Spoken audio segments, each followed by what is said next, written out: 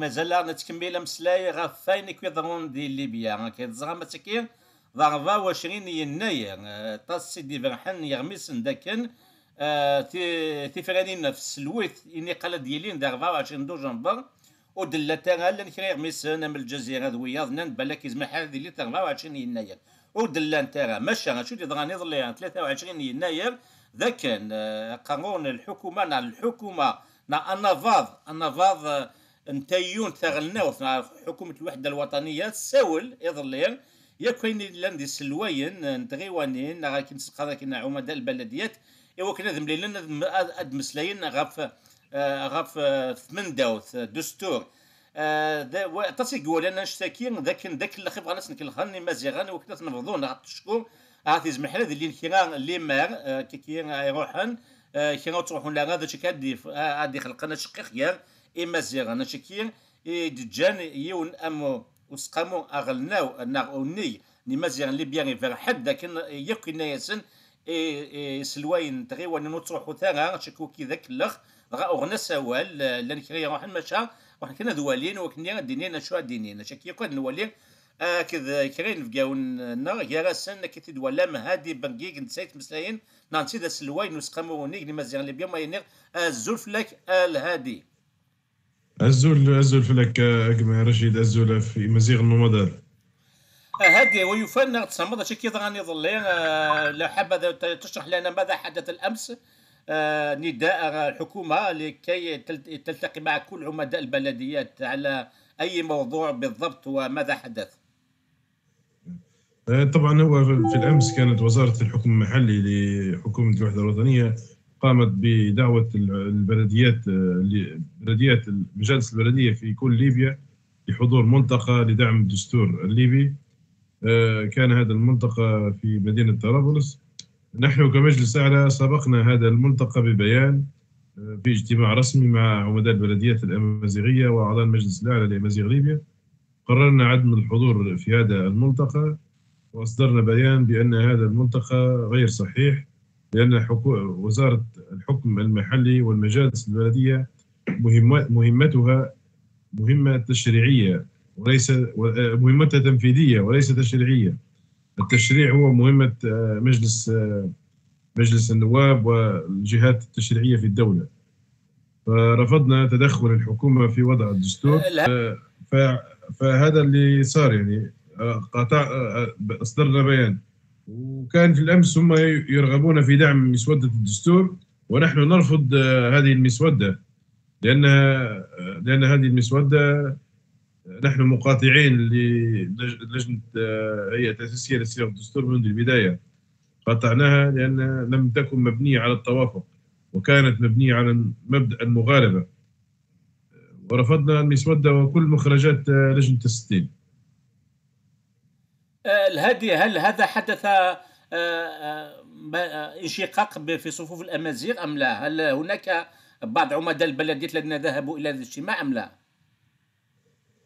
لا، غالبيه العمداء كانوا لم يحضروا هذا الاجتماع، الا ممكن عميد بلديه واحد حضر الاجتماع وصرح تصريح مباشر انه رفض. من هو عميد بلديه الزواره؟ ايه طبعا ممكن تقصير في التنسيق بيننا، فحضر الاجتماع، لكن الحمد لله يعني صرح تصريح جميل وقال ان الامازيغ لن يشاركوا في المسوده طالما انهم لم يتم تعديل مواد الدستور حسب ما يتماشى مع الاستحقاق الامازيغي في ليبيا. اشرح ما قلته باللغه القبائليه من فضلك هادي. ثولام تكي تمسير قبائليا ذاك يسلوين تغيوانين تمازيغين كلان ديال ليبيا وحنا هذوك الخاكير يبغى ذابو ناغ الحكومه تعرض لتكين ليبيا وكناس نتكلخي مازيغان جالنا ذي لو شقيق لان يروحن كيراو تسيلينا وكنا تهضرنا في مندا كي تسمع تم زواموث داكشي كودي لا غادي قرب لي يك يسلوين تغيوانين روحنا حاشا يون زواره يروح مشى باش كنا ديولي كان شي يضرون ذاك تاكارا مي يفرض سيون بولغو عندها وينك نكوني ونستعرفها غاسون نشتكي ذا شو قلاني هذا نجمع وكنا سنينيا نهضرت في يعني مقال مسوده نا البويون نا كي لا كونستيتيوشن يزمنا يتسوفرني ثنيا هضر فلات ولكن عارف تقبلن هادشي كي كويدي ضغان. سؤال اخر هادي ماذا يحدث في الايام والاسابيع او الشهور المقبله في رايك؟ نحن نشاهد ما يحدث في ليبيا الآن، ومحاولات جهات تمرير مسودة الدستور المعيبة التي تهمش الأمازيغ في ليبيا وتقصيهم داخل موادها، وأيضا محاولات جهات محلية أخرى أنها تقوم بتشكيل لجنة جديدة تقوم بكتابة الدستور أو تعديل الدستور بالتوافق يعني.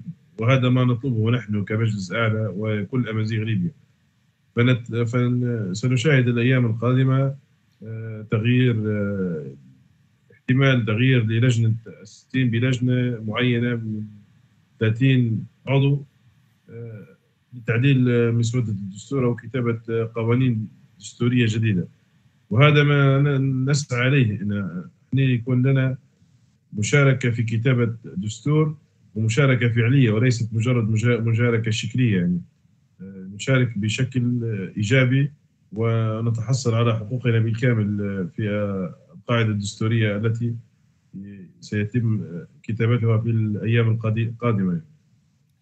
شكرا. هذه كي ممكن نتكلم مع الضيف الثاني علي انا. شكرا تنمير سيدي. ثم هذا مسلايا راك ان في ويسين علي انا ولا متيد نتساعد ميسنا لوت يقدش طاس كا يفيد نسفهم او يفانتو غادي يسهم المسوده يكين على البريود الشوث اكزاكتومون. علي اشرح لنا ما هي من الذي وضع مسوده الدستور؟ ممكن تعطينا تاريخ وضع هذه المسوده؟ مرحبتين سيد رشيد الزول في لك باش رشيد الزول افيقما اقماي نمزيغن القبائل تأمير تفلاكم الزول مقر. قد أسست هذه لجنة الدستور سنة 2017 لجنة تأسيسية برئاسة لجنة السيد علي الترهوني سنة 2017. وماذا كان في هذه المسودة؟ هل كان كلام حول اللغة الأمازيغية مثلا كترسم أم لا؟ وما هي محتوى هذه المسودة يعني؟ طبعا هذه المسودة ليس لها أي علاقة بحقوق الأمازيغ. هذه المسودة التي تبين الهوية، أن الهوية دولة ليبية هوية عربية، واللغة العربية هي اللغة الرسمية للدولة الليبية مع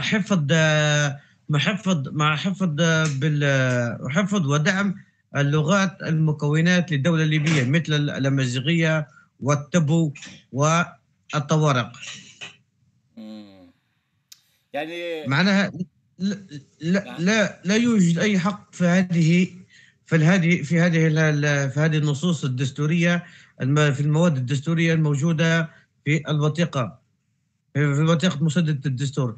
وحنا النص المطلوب بالذات في هذه المادة الثانية من حيث الهوية واللغة طلبنا بنص صريح واضح: اللغة العربية واللغة الأمازيغية لغتان رسميتان للدولة الليبية. هذا النص الصريح الذي لا يحتاج لأي تفسير ولا أي تفسير قانوني.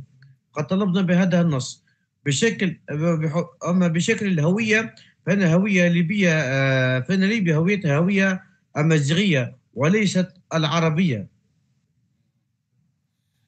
سوف أشرح ذلك باللغة القبائلية كي نسمع لي أنا، لأنك إذا كان بغان تكلخن مزيغان بغان تكلخن التسكين وكني كوسيونين من زبط كيس فرنسيس وكني وفقا كي في لا كونستيتيوشن كي جلان برويون بروفيزوار نا يساقصرن فلاس عندك حاشا ثعرفي جلان ديكس توثلايت فونسيفت مازيغ ولا شيت وداغن وسعنا كي ازرف تصي زرفان مازيغان ولا ذوي كذا جلان دي ليبيا هناك علي انا ذاك نبغى نسفقن نكوني نتسكين دي ثيرا كنت من دو 38 اللي مازيغ تعرضت لين إسنات ثاني تنصيبين وذاك ليدونتيتي تنكيث نغ الهوية اللي بيان تيلي كانت مازيغ شكولاش عارفين ديك تشكي يسوثورن مازيغان.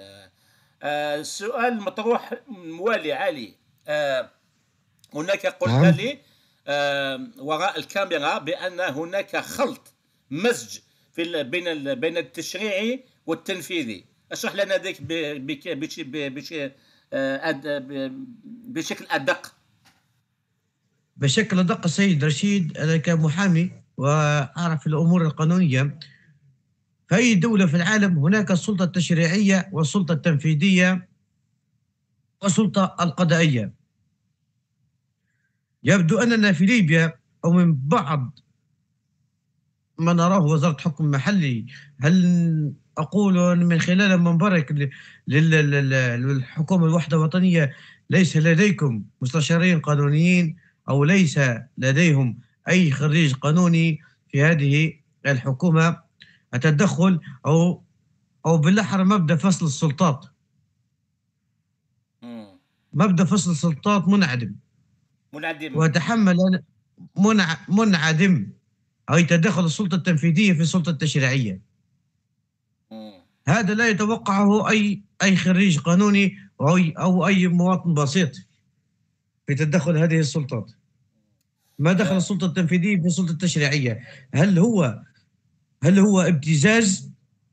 بل هو ابتزاز الحكومة الوحدة الوطنية، ابتزاز بمشروع الخدمات، تقديم الخدمات البسيطة. تريد أن تقدم خدمات لبلديتك أو تريد مشاريع لتطوير مستشفى أو تطوير المدارس، لابد أن توافق على هذه المسودة. هذا أنا أراه من خلف الكواليس. إذا ما دخل السلطة التنفيذية بالسلطة التشريعية، أي الضغط، لف اليد العمداء، لف العمداء البلديات، المشاريع التطويرية والمشاريع الخدمية، مقابل مرور هذه المسودة المقيطة والمعيبة، أو بالأحرى مبدأ استغلال السلطة.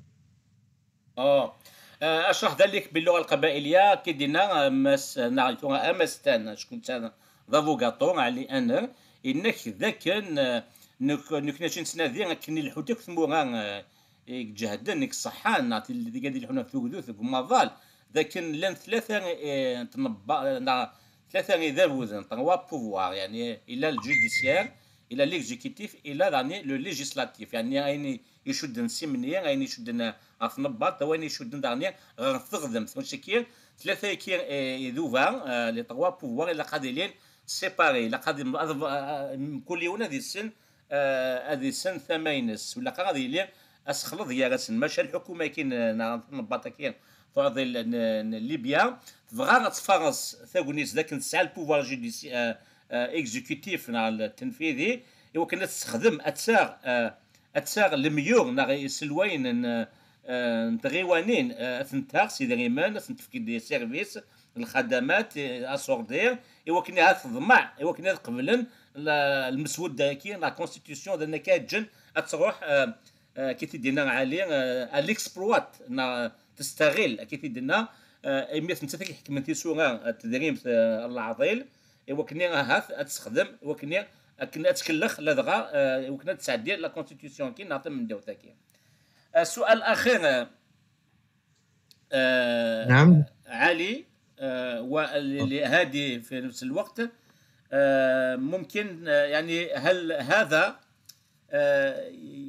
يعني لا يبشر بخير؟ أن احنا كنا ننظر بدبيبة كله ملامح إنسان ممكن الحوار معه، ولكن هذا لا يبدو على أنه مثل كل الآخرين الذين كما قلت علي يريدون يستغلون السلطة لتمرير أجندة يعني أجندة لإيديولوجيات ليس لمصالح الوطن. هل هذا صحيح؟ نعم أخي رشيد، هذا سؤالك صحيح بالضبط ولا أزيد عليه أي كلمة. قد توقعنا من سيد عبد الحميد دبيبة أن يكون مرن ومحاول فتح الحوار وفتح المفاوضات لمناقشة حقوق الأمازيغ، حقوق حقوق الشعب الليبي الأصيل، وتصديق بالذات من مجلس التشريع السيد عقيل صالح بالتصديق على وثيقة حقوق حقوق المكونات الأصيلة، حقوق الأصيلة لشعوب من بالتصديق على وثيقة الأمم المتحدة للشعوب الأصيلة. قد تبدنا هذه الأيام بالخذلان، قد بدنا كثير من الخذلان حول هذه الحكومات، ولا ألح نحن كنشطاء باستعداد قواتنا بالمجلس الأعلى للأمازيغ أن ننصح أن يأخذوا قرارا، فأن القرار الصارم سيكون الحكم الذاتي يلوح بالآفاق يا سيد رشيد. أقوله علنا من خلال منبرك ومن خلال أيتما ديجمار الأمازيغ القبائل الأمازيغ الجزائر أن الحكم الذاتي يلوذ في الآفاق. شكرا. ممكن تكلم مع هادي بنجيك أو معك الآن سيد رشيد. السؤال الأخير لك هادي، سوف أربطه مع ماذا قال الآن علي، بأن ربما لو الأحوال صارت تكتمل بهذه الحال، التسيير الذاتي أو حكومة للأمازيغيين على منوال التسيير الذاتي أو استقلال، يعني الشيء يعني يكون حتميا لو استمرت الأشياء على ما رأيك في ذلك؟ طبعا دائما نحن نقولها إذا لم يوجد توافق، وإذا لم يوجد حماية لحقوق الأمازيغ، ستكون كل الوسائل وكل الطرق متاحة أمامنا لتحديد مصير الأمة الأمازيغية في ليبيا، سواء الحكم الذاتي أو الانفصال، أو كل الوسائل تكون متاحة أمامنا تقرير المصير في ليبيا. كما تقولون في ليبيا، تنصيم أو تقسيم. أكيد هذا كلنا سنراه في الأيام القادمة إن شاء الله. الشيء الأملي أنا وأمل كل أمازيغيين العالم أنكم في ليبيا تكونوا على كلمة واحدة وتتوافقون ولا يكون انشقاق بعضكم. هذا هو كما يحدث الآن عند القبائل وعند الأمازيغ الأخرى منشقون، يعني بعض ينتج الحكومة والبعض لا. حبذا أن تستوردون دروس القبائل لكي لا تنقسموا وتتكلمون باسم واحد، باسم المجلس على الأمازيغ ليبيا، ولو كان ذلك لم يحدث لكم أي شيء. أليس كذلك هادي؟ أكيد سيد رشيد، احنا دائما أقولها، دعونا نستفيد من تجارب إخوتنا في القبائل وأخوتنا في أمازيغ المروك، أن ما حدث لهم لا نريد أن يحدث لنا من انقسام، من تشظي بين الصفوف، نريد توحيد الصف، هذا ما نسعى إليه، ونحن كمجلس أعلى دائما نحاول أن يكون الصف واحد يعني. شكرا هادي، شكرا علي. في الأيام القادمة والأسابيع أو الأشهر لو حدث أي شيء عندكم هاتفوا لقناة TQ 5 لكي تشرحون ذلك. أوكي؟ إن شاء الله، ونعتذر منك لأن الكهرباء مقطوعة والرداءة الصورة ضعيفة جدا يعني. أفهم ذلك، ما فيش مشكل هادي. شكرا لكم. شكرا. معك أمير علي. سيد نعم. دكتور رشيد. نعم. أختم معك بهذا اللقاء المبارك. أنا من الصعب أن أمازيغي مستعرب قد انسلخ من قد انسلخ من جلدته، ومن الأسهل أن تقنع عربي ويقف معك ويدافع معك على حقوقك. أمازيغي مستعرب مثل بن بدلة ومثل الرئيس السابق للجزائر بن بلة. نعم. بن دلة وبورقيبة وغيرهم من الرؤساء. واختم معك بهذه المقولة. إذا شكرا علي. شكرا سيد رشيد. تمرت في ماس أقدود القبائل. ماذ تنوير كن مثيري دي قيمتنا أو دي قيمة ذي ثالويث ذي سيان داوير إسال النظام سي ليبيا.